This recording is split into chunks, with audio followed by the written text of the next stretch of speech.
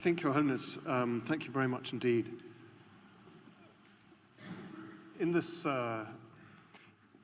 your birthday year, I think a few people might have some questions about your life story and might like to hear some of the stories of how you felt. What was your first experience of compassion that you remember, Your Holiness? Although at that time, you see, no particular sort of word or kasurta, six just that, what you got. Dini Amar, Mrs. Six Yamar. There's that early stage. Or something like certain thought, follow word, first word, that, you see, develop certain sort of thought or concept, like that.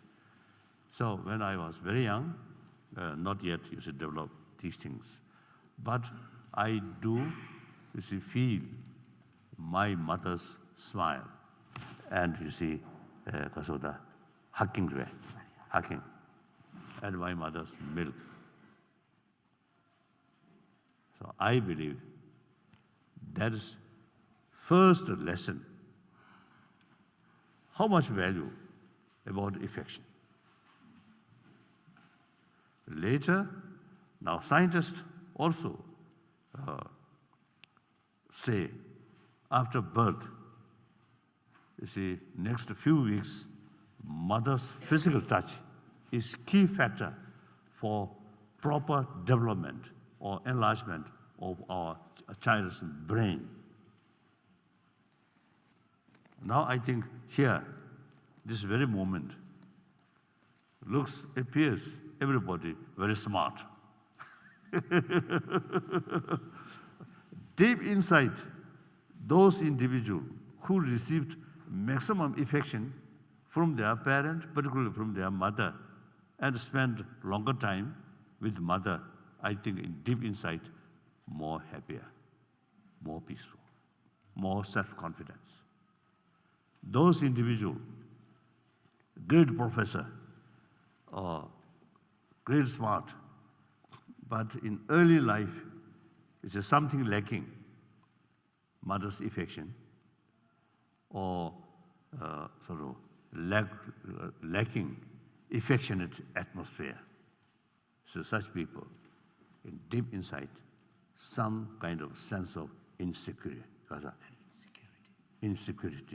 there. So some kind of fear in deep inside. So like that. So I usually consider my mother's immense affection is the first lesson of compassion. Then later, of course, I practice, I meditate about compassion. So without that seed, it's difficult to develop. So from that viewpoint, I born very remote place, but I feel very fortunate. You see, in my village, no proper care for a child born. And as a matter of fact, our tradition, child should not born in our own house, but cow shelter service, cow shade, like that. So there is no certain sort of the facility to play. So only thing is my mother carry me, and when mother, you see, some field work, I carry. So nothing, you see, to play like that. So then my mother is so kind to me, so that in a way, a little bit spoiled. Reason, my mother always carry me on her shoulder, so I feel very comfortable. Then I hold my mother's 2 ears. When I want to go this side, then go this. This side, go that. If mother not follow my instruction, then I shout, and then my leg, like that. So like that. So that's, I think, quite happy sort of experience. Then, yes.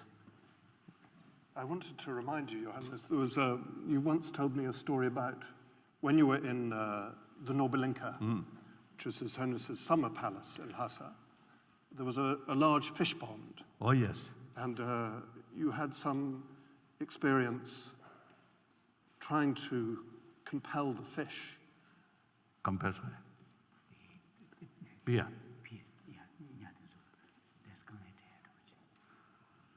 Actually, I think as a young boy, it's a one way feeding, one way catching, and then you hold by hand. You say, look, their mouth, and sometimes put my finger in their mouth, whether there's teeth or not. So create a lot of disturbances for those fish. One way feeding, like that. So mixture create some trouble as well as create some sort of compassionate attitude. You also told me, Your Holiness, about a parrot. There was a parrot, I believe, that sometimes failed to obey you, and you explained that you learned something about compassion from Yes, this you parrot. see different birds in cage. One particular sort of bird, one parrot, one small parrot. So originally, one member of search party who visited my own village. So later he became official, sort of the main sort of leader of the official who was looking after my sort of daily life. So then he also, you see, carry sort of teaching how to write Tibetan. So every day he come to teach me how to write. So when he come, you see, he always carry some nut to feed that sort of what's the parrot. So then eventually, that parrot, you see, become very, very friendship with, you see, that official. When he approaching, I mean, he enter the yellow wall sort of gate, and his sort of the footstep sound, that parrot distinguish. When that parrot, you see, heard, you see, his step, footstep, and parrot already, you see, showing some excitement. Then feeding some nuts. Then, you see, my teacher, you see, his finger put inside the cage, and then, you see, go like petting that parrot. And then, you see, that parrot, you see, the wind like that. And something very, very unusual, friendly attitude. Sometimes, you see, that was my teacher, you see, show his finger under sort of the beep survey, beak survey, beak, no. And he do that. And then the parrot go like that. Then you see some nut, huge, Regurgitate. like that. So you see, the parrot is nothing offer, only what he ate, you see, the nut. So that offer. Such nice. No language, no religion, but affection really affects. Then I developed jealousy. I also wanted that kind of attitude from that small parrot.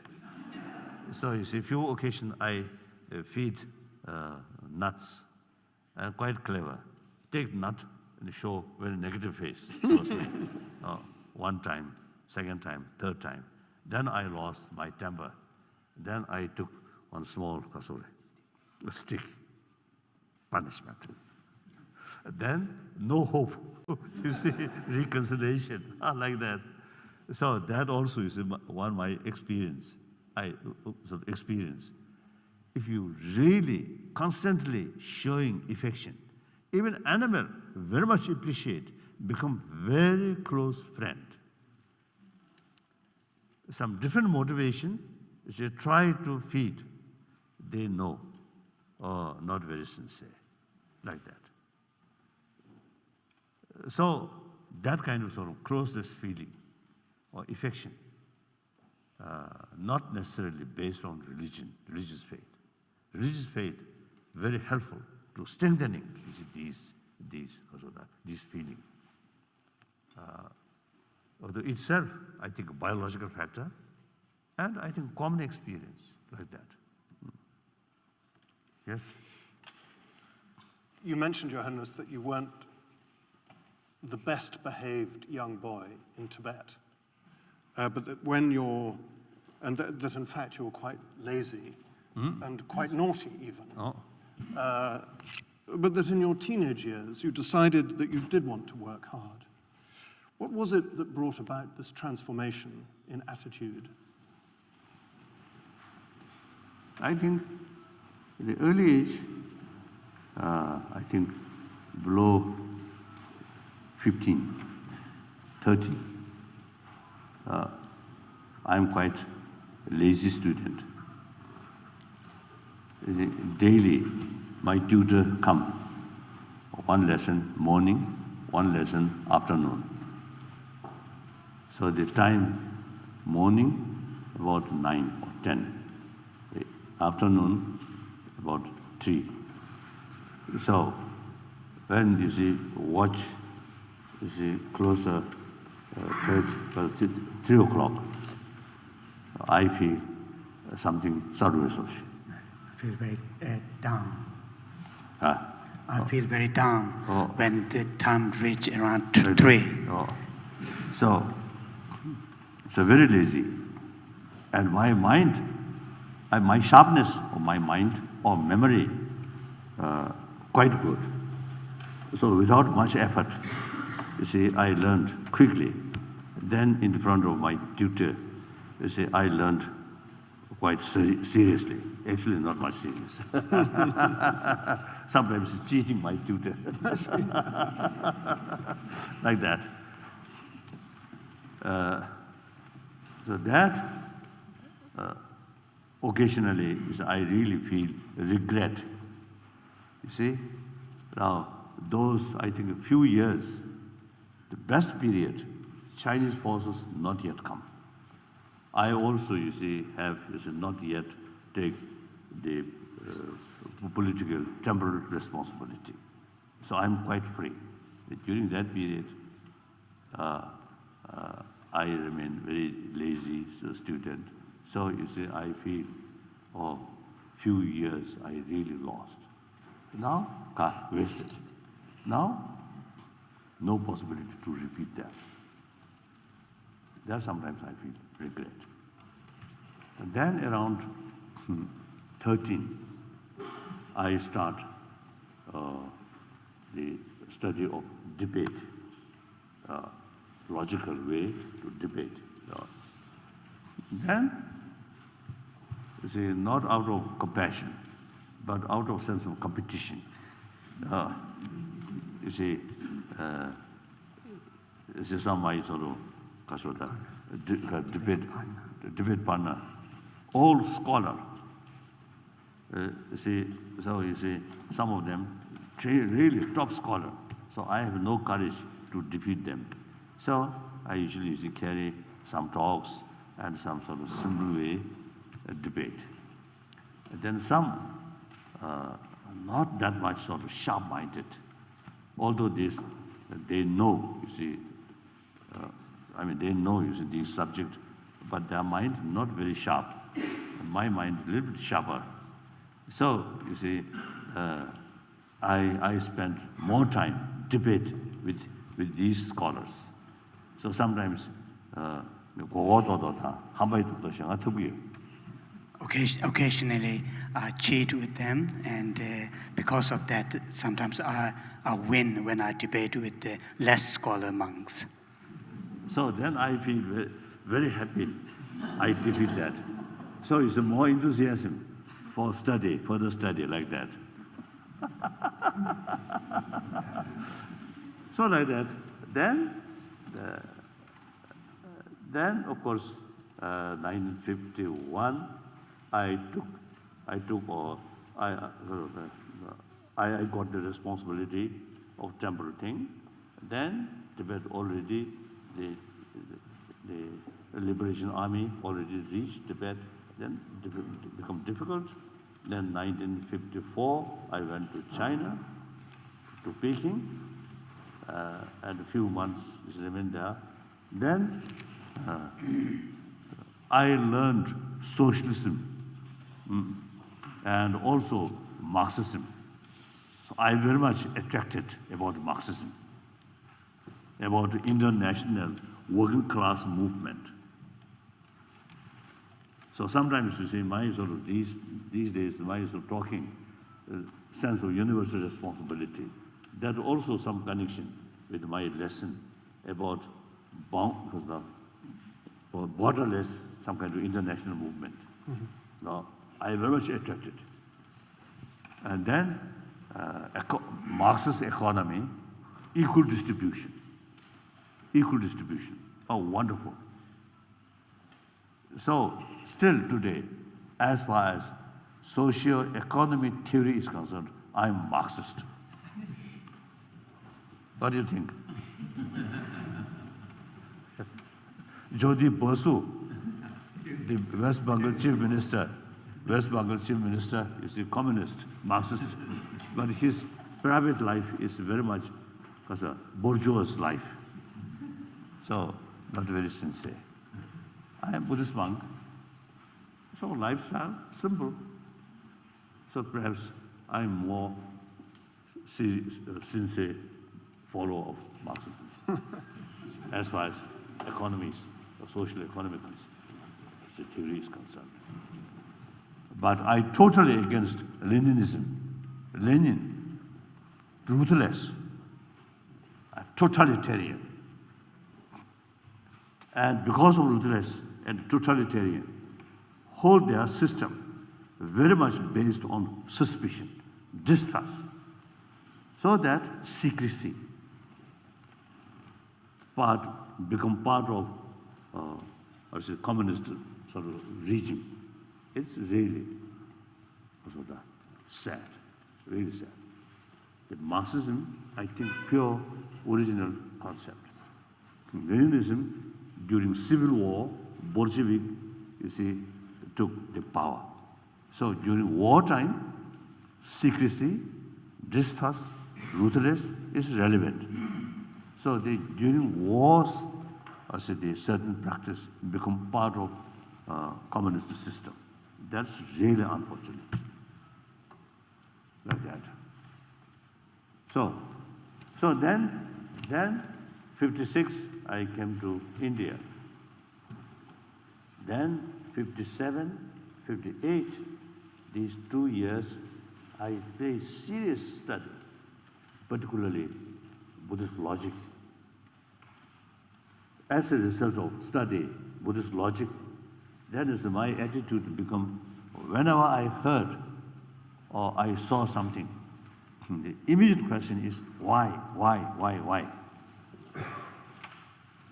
So it looks something like skepticism. It's very helpful. More skepticism, more doubt brings question. Question brings investigation.